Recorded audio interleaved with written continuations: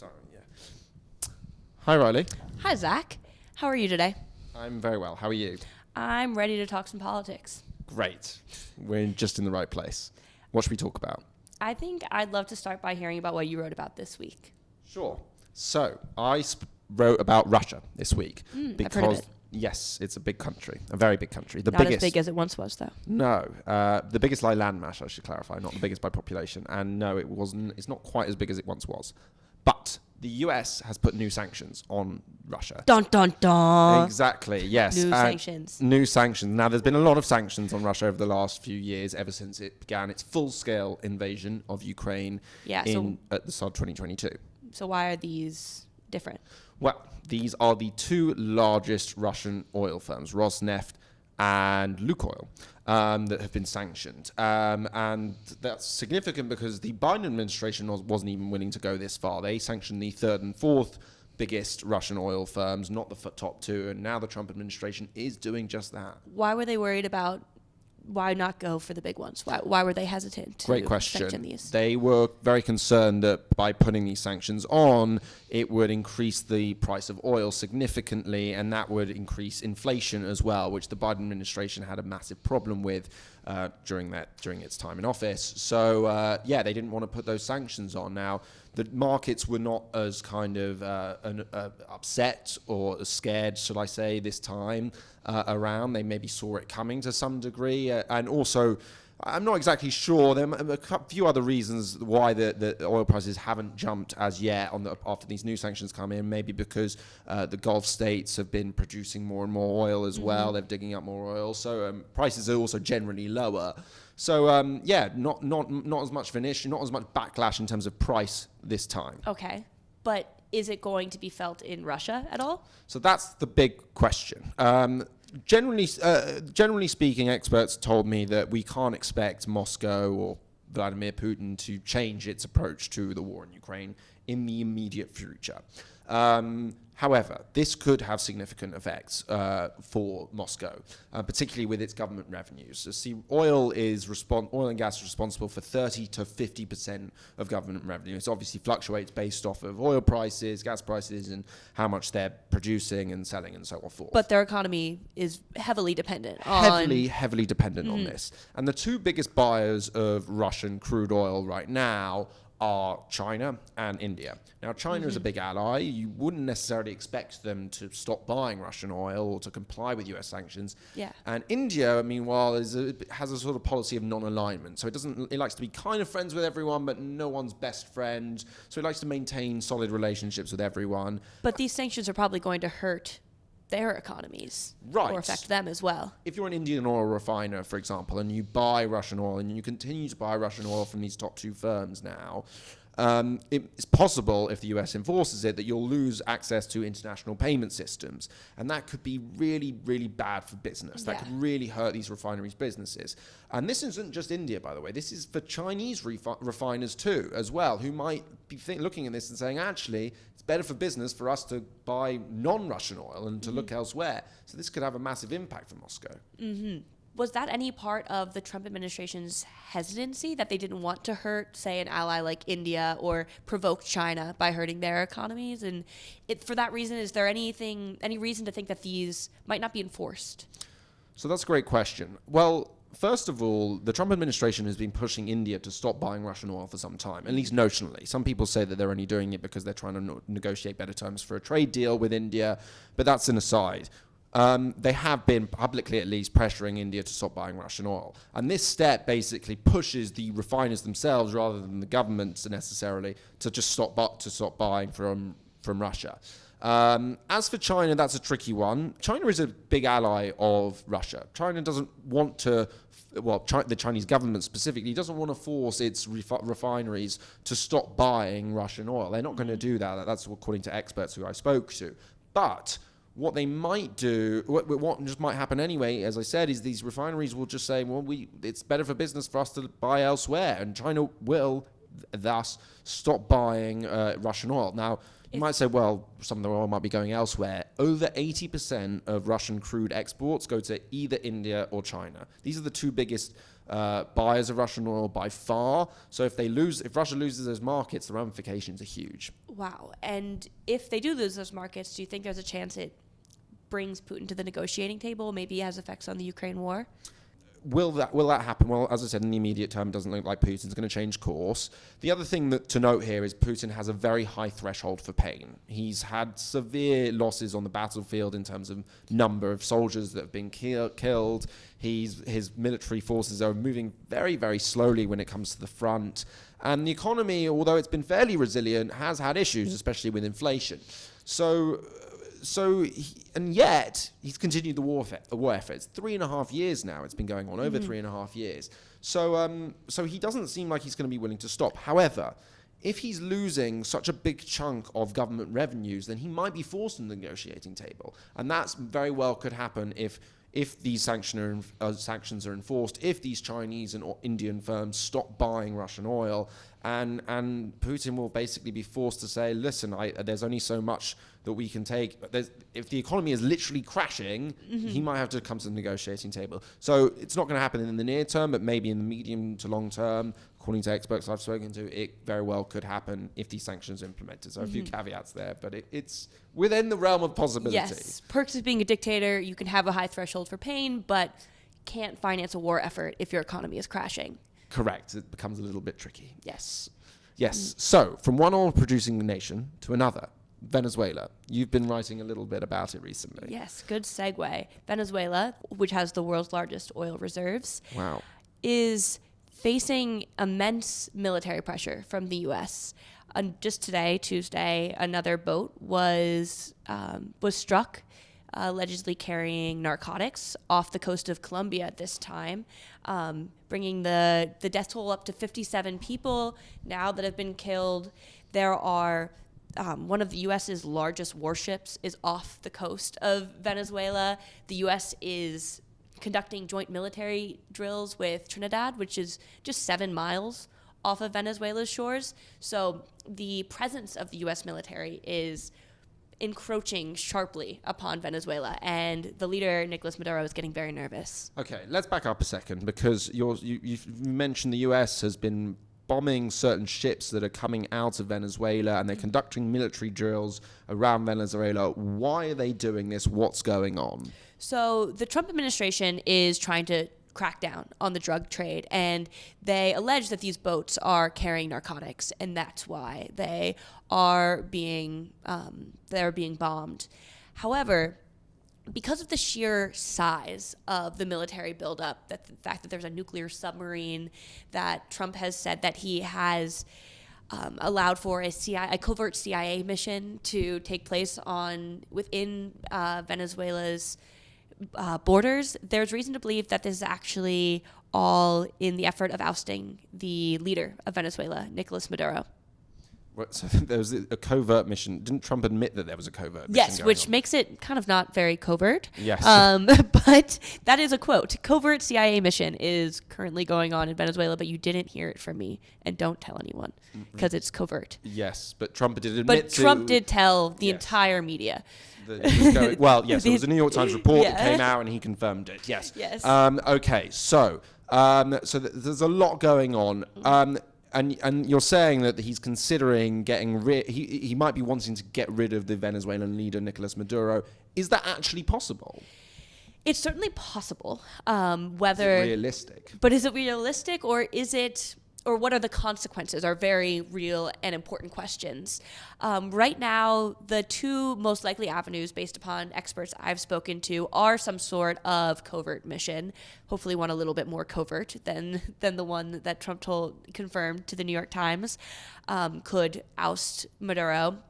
Or the presence of the military and the increasing frequency of these ships could lead to the military, which currently backs Maduro, to break away, to crack, that they could put enough pressure on the regime that top commanders basically leave Maduro's side. There's currently a $50 million bounty on Maduro's head. So could give some information that leads to Maduro being ousted or killed. That being said, whether that would lead to democracy, because nobody thinks that Maduro is a good guy. He's a dictator. He's made 8 million people have to flee the country. He's collapsed the economy. But he is backed by the military, which may not give up power so easily. A top general or, might fill that temporary power vacuum. And if the U.S. isn't prepared to actually usher in democracy into a very big country, then they could be breaking a political system and not being willing to buy the consequences, which could be catastrophic. Right. So you've spoken to an opposition leader in Venezuela. Well, I don't know if she is in Venezuela. Corina Machado. Yeah, she is in hiding. I didn't ask her where she was. Okay, fine. So what did she say anything about her plans for, kind of getting back into, or not getting into power, or even kind of, are there any rumors about whether she's talking to the US about maybe how she can get into power? What's the latest with that? Yes, I did interview Maria Corina Machado, who is this year's Nobel Peace Prize winner, and she has struck up an alliance with the Trump administration. She told me that she's spoken to Trump about how if democracy was restored to Venezuela and Maduro was ousted, the nearly 8 million Venezuelans that have fled the country could return, which is something the Trump administration would like to see, as they are trying to get more and more refugees and immigrants out of the country. So they are aligned in certain areas, and she's good at finding common ground with Trump. But as of what I've seen, there isn't a plan in place to fully oust the military dictatorship, the military power structure, and usher in democracy in its wake. Yeah, that would mean Miami's population would be significantly diminished. Well, I don't want to say significantly diminished. There would be a lot of people. There are a lot of Venezuelans who are in Miami. Yes. Let's put it that way. So if many of them returned, yes. Yeah, you mentioned Maria Corina Machado is a Nobel Peace Prize winner. I didn't know if you know this, but I am also a Nobel Peace Prize winner. I did not know that. In fact, I'm finding it hard to believe. What did you win the Nobel Peace Prize for? I'm not the only one that won this that year. It was the whole European Union won in 2012. The entire European Union won. What, just for not breaking out into war for a couple of decades? Which is, for us, is a great achievement, actually. So very true. But you didn't forfeit that, right? When your country voted to leave the European Union? To me, I would take back the Nobel Peace Prize. I mean, listen, Sorry, you don't want our euro. You don't get our peace prizes. No. I was part of the European Union when it was handed to the European Union. And, much like a soccer player who wins a trophy with a team and then leaves that team thereafter, they still get to retain that winner's medal. Oh. So Fair enough. I like to think I still have that Nobel Prize. I haven't been physically awarded it, I should say. It's not on your mantle at home. It sadly isn't. It's not got round to me. You guys take it in turns. Yeah, that's a tricky thing. So yeah, we should move on. Speaking of South America, there's been a lot going on in Argentina. Yes, Milei had a big week this week. He had a big week. Yes. Any thoughts on his mutton chops? I think they're exquisite.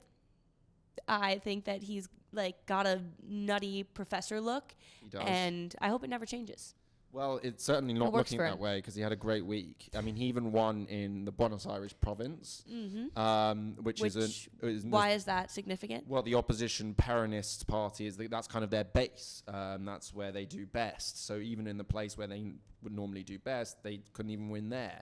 So Milei is very much on the rise there. He swept. He basically swept. He got over. I mean, there were concerns within his own group that a corruption issue and economic stagnation over the recent months would mean that he'd only get 30 to 35%, and he got about 40%, which in Argentina is massive, because there's a lot more kind of fissures in terms of, there's many different parties, really, is what I'm trying to get at. It's not like the US, there's just one or two options.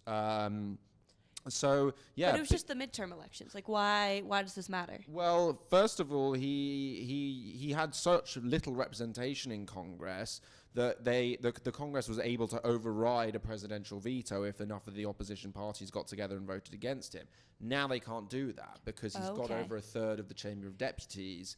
And it looks like, I mean, the way it's heading, I mean, he could have a majority in Congress conceivably at the next election. But fundamentally, it gives him some leverage. He was able to get some things done in his first year in office. In his second year, he had less leverage as things had moved on and as the economy stagnated a bit. And now this election comes and he does really well. And now it's clear that actually that he's more popular than people could have imagined. Yeah, quite an affirmation of his leadership. And he's and been fighting an ups and his mutton chops. Yes. Probably mostly because of his mutton chops, if you ask me. But he's been fighting an uphill battle. Like I remember when he first came into office, everybody doubted that his libertarian economic policies were going to work for Argentina. I mean, there's still some debate over how much he's propping up the peso and what he would do if the U.S. wasn't giving him the support that he is. But I mean, this shows that the voters are still behind him. Yes, I mean the one and small his mutton chops. Yeah, and his mutton chops. The one small hitch is that turnout was fairly low. It was like 68%, which might sound high, but actually all Argentinians are obliged to vote. There's a very small fine that they get if they don't vote, but still, it was a lot lower than in previous elections. So maybe some of it is he I don't want to say got lucky. He benefited from some sort of apathy that some Argentinians had towards politics right now. But yeah, I mean, they clearly gave him a lot of credit for significantly lowering the inflation rate in Argentina, which was a massive issue. He did slash that, even though the economy isn't perfect. It's in that specific regard, it's a lot better than it was, and he's benefiting from that. Well, we also are having some elections in this country week. Yes. In this very city. In this very city, there was a rally over the weekend for Zoran's campaign, and Kathy Hochul came, and they almost chanted her off the stage, saying, tax the rich, tax the rich, tax the rich. There's plenty of Democrats that feel very alienated from Zoran's campaign. Like, even this race has shown that there are deep divisions in a very blue city. But there's also been some really great moments of this race. What are your favorite moments? My favorite moment actually came from not a Democrat. All of them came from Curtis Sliwa. Yep. Yes. The red beret wearing. The red beret. Cat loving Curtis Sliwa. Yes, my guardian angel, Curtis Sliwa. When he said that all parades should be legal, I've never felt more represented by a candidate. You're just a pro-parade person. I've been a single issue voter on parades for so long. No one's talking about it. Yeah, no one's talking about it. And Curtis Sliwa finally brought it up. And he finally brought it up. He was asked about public transportation, and he started talking about how was shot 5 times by a yellow cab driver. He's a true New Yorker. I thought it was some sort of mafia or Gambinos. I don't know. He said that was why he doesn't go near yellow cabs anymore. There was a yellow cab involved. Maybe it was the getaway car. I don't know. But he ain't getting any yellow cab anytime soon. He's not getting any in the yellow cab. And yeah, he's just a true New Yorker. And while I don't think that he has a chance of winning this race, I do think that we should erect a statue to him. And I'm happy to, to organize that. I'm almost looking at some of the numbers. I mean, Cuomo seems to be gaining a little bit on Mamdani at the end here, but Mamdani is still the favorite. Yeah. But what's interesting is that Cuomo's numbers at the moment seem to mirror what Republicans have previously got in previous years. So I'm almost wondering if the people voting for Sliwa on this occasion are actually just Democrats who just really enjoy his vibe. I don't know. Yes, I think they're the people that write in Elmo, and the people that on there Kanye West and the people that have been a member of my political party for a long time who love parades. The pro-parade party. The pro-parade party. Yes. The PPP. The PPP. Not to be confused with the CCP. Oh, the CCP. I thought you said the purchasing power. We have a lot of purchasing power in the PPP. We're kind of like the behind the scenes actors. Yes. Yeah. No, I for one will miss certain aspects of Eric Adams' comms efforts. I do too. I will too. Yeah, I mean, he would love to talk whenever he'd have some sort of delegation from a faraway country. He would love to highlight that their capital, that New York, was like their version of this. So if he was meeting with the Ukrainian delegation, he'd be like, New York is the Kyiv of America, and then he'd meet with, I don't know, the Burkina Faso delegation. He'd say, New York is the Ouagadougou of America. And he's not wrong. And on it went. Well, I've not been to Ouagadougou, but I've not been to Kyiv either. So maybe we should maybe we should find out more about that. My question is, who will be implemented to be the next rat czar? Because the rat czar has stepped down, and we are currently rat czarless in this city. For all the listeners outside of America, there's a major rat problem in New York City and other cities in America. Mm-hmm. And they hired Eric Adams, the outgoing mayor, hired a rat czar for he appointed a rat czar. Appointed a rat czar and paid her quite a lot of money. Yes, I think yeah. And 6-figure salary.